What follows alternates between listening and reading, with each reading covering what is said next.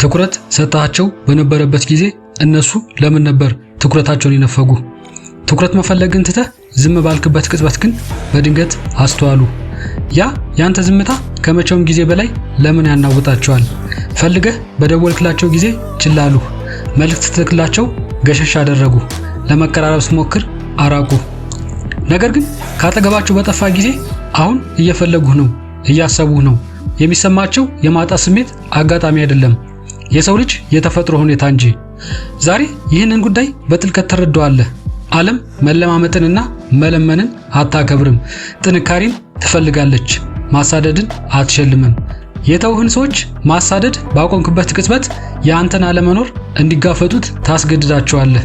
የአንተ አለመኖር ደግሞ ከማንኛውም ነገር በላይ ጠንካራ መልእክት ያስተላልፋል። በአእምሮ ላይ ሙሉ ስልጣን አለ፣ ከውጭ በሚሆነው ነገር ግን የለህም። ይህንን ስትረዳ ጥንካሬን ታገኛለህ። ራስን ስትገዛ ማንም ሊነካ የማይችል ትሆናለህ። ይህ ቪዲዮ ስለ በቀል አይደለም፣ ክብርን ስለማስመለስ እንጂ። አንተን እንደ አማራጭ ከሚመለከት ከማንኛውም ነገር ዞር ስለማለትና ማንም ሊያናውጥህ የማይችልበት ውስጣዊ ጥንካሬን ስለመገንባት። ችላ መባል፣ ሰዎችን ማሳደድና ዝቅ ለመታየት ሰልችቶ ከሆነ ይህ የመለወጫ ነጥብ ነው። ከዚህ ቅጽበት ጀምሮ በተለየ መንገድ ትንቀሳቀሳለህ።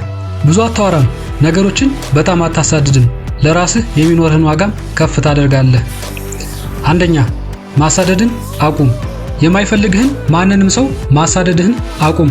ምላሽ መጠበቁን፣ በሰው ህይወት ውስጥ ለመቆየት ብለህ ራስህን ማሳነስህን አቁም። ይህ ባህሪ ኃይልህን እያሟጠጠው እየሰበረህ፣ ከሁሉም በላይ ደግሞ ዋጋህን እያወረደው ነው። ከዚህ የተሻለ ነገር ይገባሃል። ይህንን እውነት በጥልቀት ተረዳ። ነገሮችን ስታሳድድ ጥንካሬን አሳልፈህ ትሰጣለህ። እነሱን ከፍ አድርገህ ትሰቅላቸዋለህ። ራስን ደግሞ ከነሱ በታች ታደርጋለህ። ፍቅር እያሳየው ነው ብለህ ታስብ ይሆናል። ነገር ግን እያሳየህ ያለው ፍርሃት ነው። እነሱን የማጣት ብቸኛ የመሆንና በቂ እንዳልሆንክ የመሰማት ፍርሃት። ሰዎች ደግሞ ይህንን ፍርሃት ይረዱታል። ስሜቱን ሲረዱ ደግሞ አንተን ማክበራቸውን ያቆማሉ። አሳዛኙ እውነታ ደግሞ እነሱን የበለጠ ባሳደድክ ቁጥር አነስተኛ ግምት ይሰጡሃል። ነገር ግን ወደ ኋላ ማፈግፈግ በጀመርክ ቅጽበት ሁሉ ነገር በድንገት ይለወጣል። በድንገት ለምን ዝም አለ ብለው ያስባሉ። በድንገት ምቾት ያጣሉ። ምክንያቱም በአንተ ላይ የነበራቸውን ቁጥጥር ስላጡ ነው። በራሱ ላይ ሙሉ ስልጣን የሌለው ማንኛውም ሰው ነፃ አይደለም። ሰዎችን እያሳደድክ ከሆነ ነፃ አይደለህም፣ ጥገኛ ሆነሃል። በእነሱ ተይዘሃል። ይህ ደግሞ ዛሬ ያበቃል። ቀናትን በዓላማ ኑር። ኢኮኖሚህን አሳድግ። አእምሮህን አጠናክር። በራሱ ሙሉ የሆነ ማንም የማያወርለው የማንንም ጥገኝነት የማትፈልግበትን ጠንካራ ህይወት ገንባ። ያንተ አለመኖር እንዲሰማቸው ዋጋህን እንዲረዱ አድርግ። ይህ ጨካኝነት አይደለም፣ ከእንግዲህ በኋላ ለራስ የምትሰጠው ትልቅ ስጦታ እንጂ። ማንንም አታሳድድም፣ ወደፊት ትገሰግሳለህ። እነሱ ከፈለጉ በዛ ባለህበት ደረጃ ያግኙህ፣ ካልፈለጉ ደግሞ ወደ ኋላ ሳትዞር ጉዞህን ትቀጥላለህ። ሁለተኛ፣ ዝምታን ተለማመድ። እርጋታህን ማንም ሊያናውጠው የማይችል መሳሪያ አድርገው። ምክንያቱም ይህ እርምጃ ደካሞችን ከጠንካሮች ይለያልና። ስሜታዊ መሆንን፣ ነገሮችን ማብራራትን፣ የራስን ዋጋ ማስረዳትም እንዲሁ አቁም። አንድ ሰው ወደ ኋላ ባፈገፈገ ወይም ቅዝቃዜ ባሳየ ቁጥር ሁልጊዜም ፈጥነህ ምላሽ መስጠት ጥንካሬ አይደለም፣ እሱ ጫጫታ ነው። ጫጫታ ደግሞ ግርማህን ይቀንሰዋል። ለመመለስ ስትቸኩል፣ እያንዳንዱን አለመግባባት ለማስተካከል ስትሞክር፣ ለመደመጥና ተቀባይነትን ለማግኘት ስትከራከር ስሜታዊ ቁጥጥርህን አሳልፈህ ትሰጣለህ። ተገማች ትሆናለህ። ተገማች ሰው ደግሞ በቀላሉ ችላ ይባላል። ነገር ግን ዝምታ ከዚህ ይለያል። ዝምታ ሚስጥራዊነትና ጫናን ይፈጥራል። ዝምታ ሌሎች ሰዎች ከራሳቸው ሐሳብ ጋር ብቻቸውን እንዲቀመጡ ያስገድዳቸዋል። ሰዎች አንተ ምን እንደሚሰማህ እንዳለማወቅ የሚያስጨንቃቸው ነገር የለም። ትልቁ በቀል ልክ እንደ ጠላትህ አለመሆንህ ነው። ይህ ማለት ከአስደናቂ ቲያትራቸው ጋር አብረህ አለመተወን ነው። ጨዋታውን አታንጸባርቅም። ራስን ወደ ታችኛው መስመር ዝቅ አታደርግም። በጸጥታ ጸንተህ ተረጋጋ። ቸል ባሉ ጊዜ ከነሱ በላይ ብረር። መልሳቸው ሲዘገይ አትናወጥ። ትዕግስትህን ሲፈታተኑ ተማረህ አትሰበር። ልክ እንደ ተራራ የጸና መሰረት ይኑርህ። ያ ረጋ ያለ ኃይል ግልጽ መልእክትን ያስተላልፋል። አንተን መቆጣጠር እንደማይችሉ ከተረዱ በኋላ በአንተ ላይ ያላቸውን ኃይል ያጣሉ። ያለምንም ውጊያ የምታሸንፈው ሰላምህንና ክብርን የምትጠብቀው በዚህ መንገድ ነው። ያንን የሚባክን ኃይል ወደ እድገት ቀይረው። ብዙ አንብብ፣ ራስን አሰልጥን፣ በጥልቀት ትኩረትን ወደ ህይወት አድርግ። ዲሲፕሊንን በአእምሮ ዙሪያ እንደ ትጥቅ ገንባ። ያንተ ጸጥተኛ እርጋታ ከማንኛውም ንግግር በላይ አፍ አውጥቶ እንዲናገር ፍቀድለት። እንዲደነቁ፣ እንዲጠራጠሩ፣ ካንተ በብዙ እንደራቁ እንዲሰማቸው አድርግ። አነስተኛ ምላሽ ለመስጠትና ነገሮችን የበለጠ ለመታዘብ ራስን አስገዛ። ዝምታህ ጥንካሬ ነውና። 3ኛ ዋጋህን ከፍ አድርግ። አእምሮ ድብርት የሚባለውን ነገር እስከሚረሳ ድረስ በስራ ላይ አተኩር።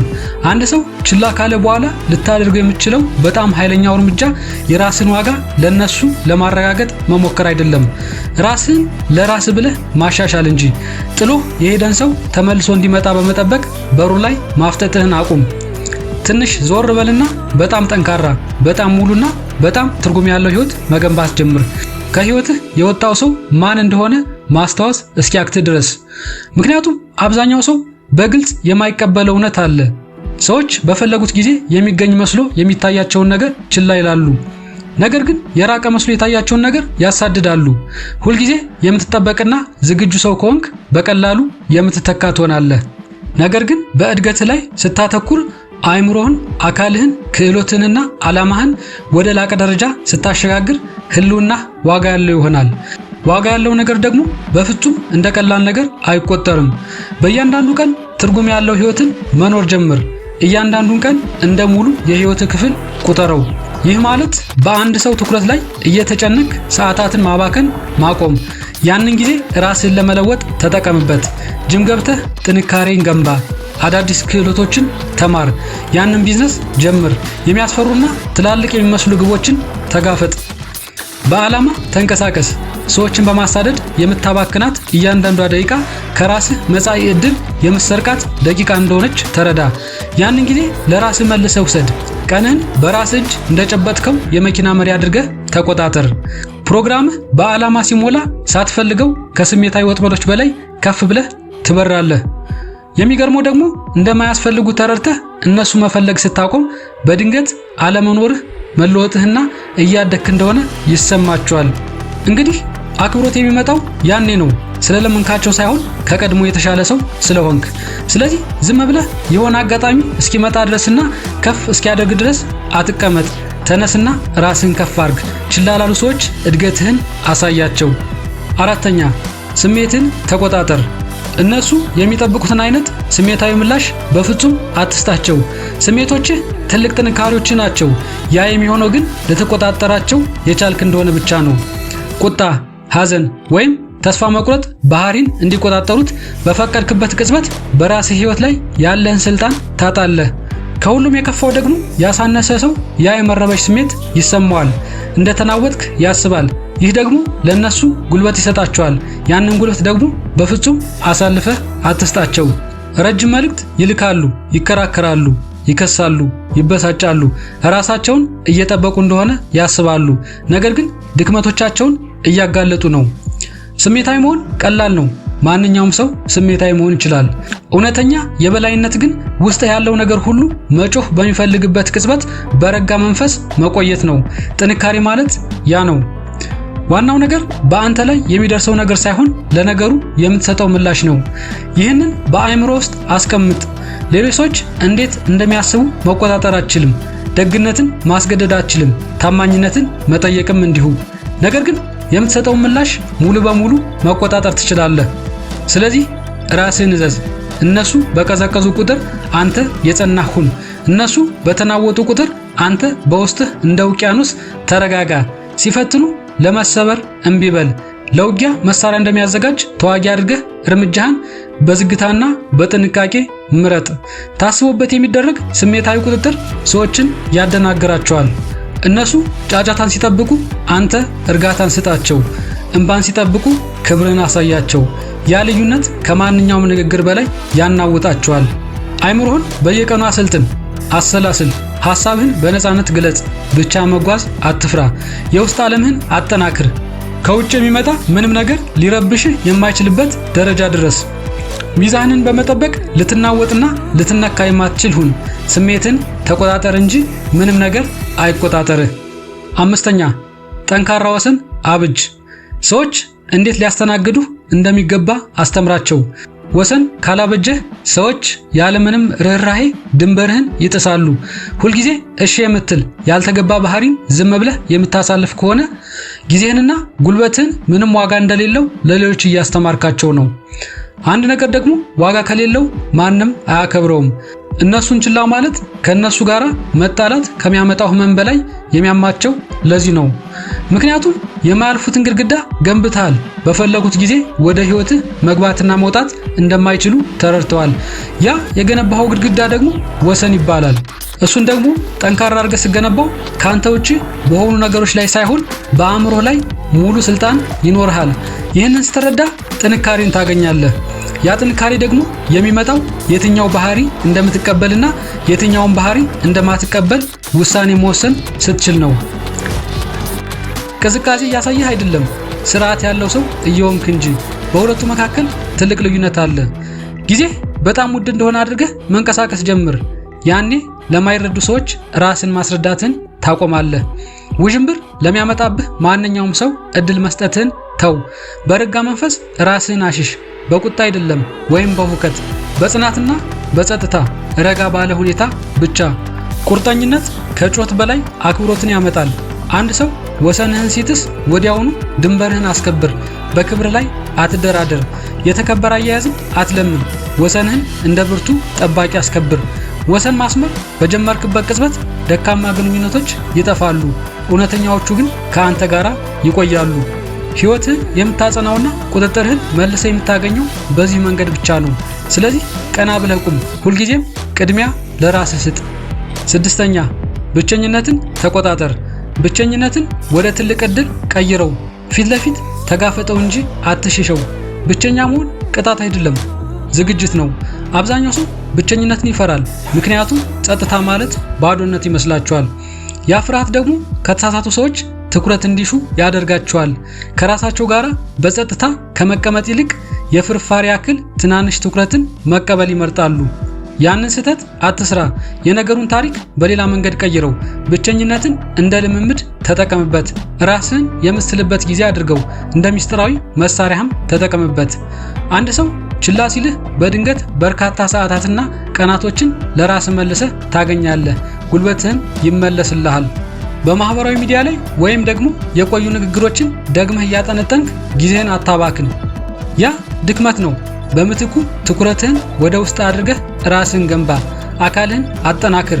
አካባቢህን አላስፈላጊ ከሆኑ ነገሮች አጽዳ። አዳዲስ ክህሎቶችን ተማር፣ አንብብ፣ አስብ፣ እደግ። ሰው ከራሱ ውጭ የትም ቦታ የበለጠ ጸጥተኛና ሰላማዊ እረፍት ማግኘት አይችልም። አይምሮህ መጠጊያህ ነው። ከራስ ጋራ በሰላም መቀመጥ ካልቻልክ በሌሎች ሰዎች ላይ ጥገኛ ትሆናለህ። ጥገኝነት ደግሞ በራስ መተማመንን ያጠፋል።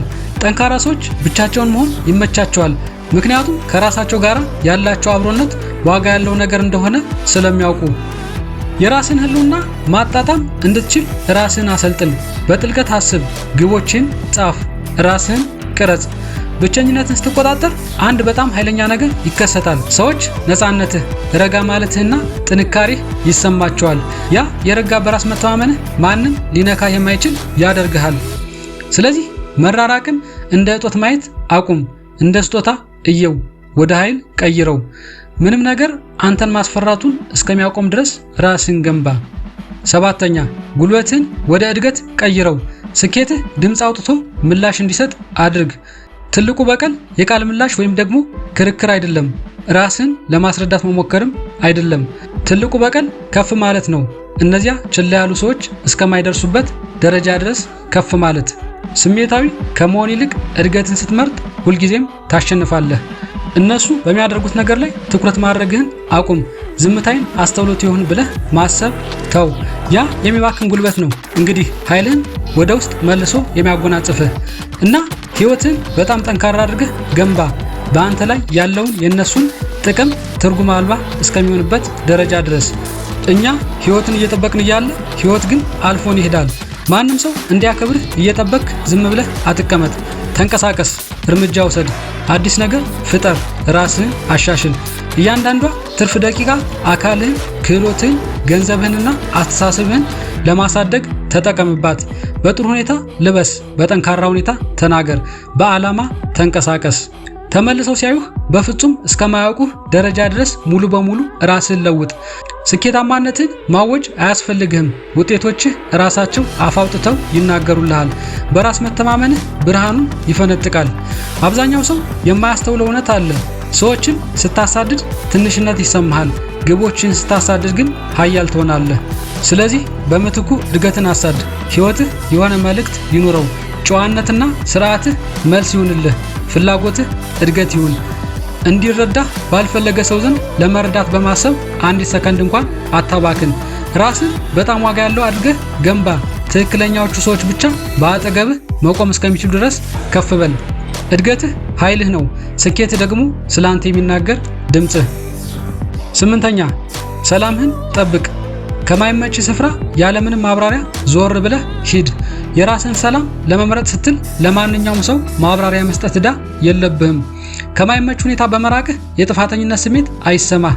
ችላ መባልን፣ የተደበላለቁ መልእክቶችንና ስሜታዊ ጨዋታን አትታገስ። ለምን መራቅ እንደፈለግ ማብራራት አለብኝ ብለህ ማሰብህን አቁም። ያ የአስተሳሰብ እስረኛ ያደርጋል።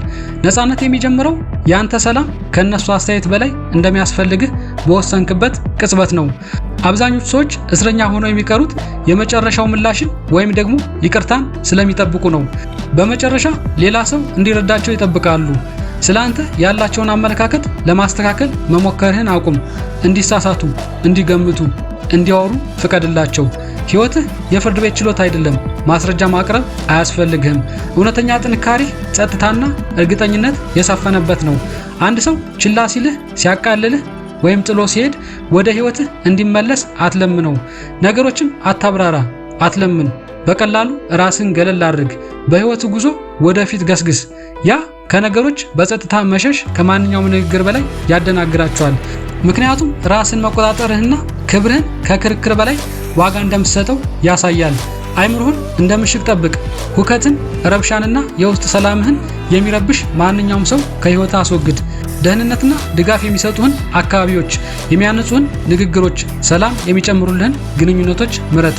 ጭንቀት የሚፈጥርብህን ግንኙነት አትቀበል። ሰላምህ ትልቅ ዋጋ አለው። አጥብቀህ ያዘው። ራስህን ቀና አድርገህ ልብህን ሞልተህ ተጓዝ። ትንሽ ተናገር፣ አብዝተህ አድርግ። የተሻለና የሚገባህን ሕይወት ኑር። ምክንያቱም ይህ ከፈጣሪ ለአንተ የተሰጠህ የመኖር ዕድል ነውና። ህልውና ትልቁ ስጦታ ነው። ሰላምህም ድርድር የለውም። ስሜታዊ ለመሆን እምቢ ባልክ፣ ወሰንህን በጠበክ፣ በእድገት ላይ ባተኮርክ ቁጥርና ከእነሱ ስሜታዊ ጨዋታዎች ይልቅ የራስን ሰላም በመረጥክ ቁጥር ኖሮህ የማያውቀውን ኃይል መልሰህ ትቆጣጠራለህ። ጥሩ ሰው ማለት ምን ማለት እንደሆነ በመከራከር ለማስረዳት ጊዜን አታባክን። አንተ ራስህ ብቻ ጥሩ ሰው ሁን። እርምጃ ለመውሰድ አይምሮን አጠናክር። ሰላምህን ጠብቅ። ያለ ረፍት እደግ። መኖርህን አይረሴ አድርገው። ቪዲዮ ከተመቻችሁና ወደፊት እንደዚህ አይነት ቪዲዮዎች እንዲደርሷችሁ ሰብስክራይብ፣ ላይክ እና ሼር ማድረግ እንዳትረሱ። ስለተከታተላችሁኝ ከልብ አመሰግናለሁ።